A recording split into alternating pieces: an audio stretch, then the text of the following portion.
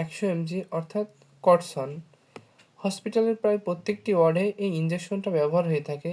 কিন্তু এই ইঞ্জেকশনটা কাদের দেওয়া হয়, কেন দেওয়া হয় আপনারা জানেন তো? হাইড্রোকর্টিসন কি?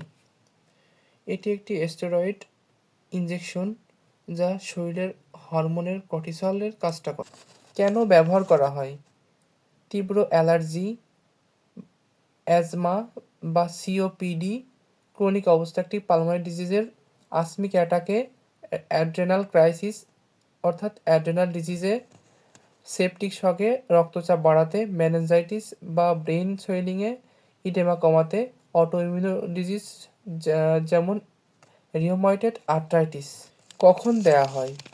হঠাৎ শরীরে সিভিয়ার অ্যালার্জিক রিয়াকশন হলে, আইসিইউতে পেশেন্ট শকে থাকলে, রোগী যদি শ্বাসকষ্টে ভোগে, হরমোনের ঘাটতি, ইমার্জেন্সি সিচুয়েশন যেমন অ্যাড্রেনাল ইনসাফিসিয়েন্সি হলে। কাদের দেয়া হয়?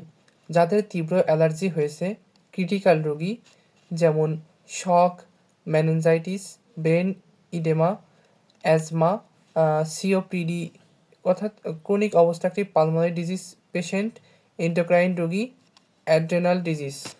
সংক্ষেপে বললে, হাইড্রোকর্টিসন এমন একটি লাইফ সেভিং ড্রাগ যা অ্যালার্জি থেকে শুরু করে শক পর্যন্ত নানা জরুরি অবস্থায় ব্যবহার করা হয়।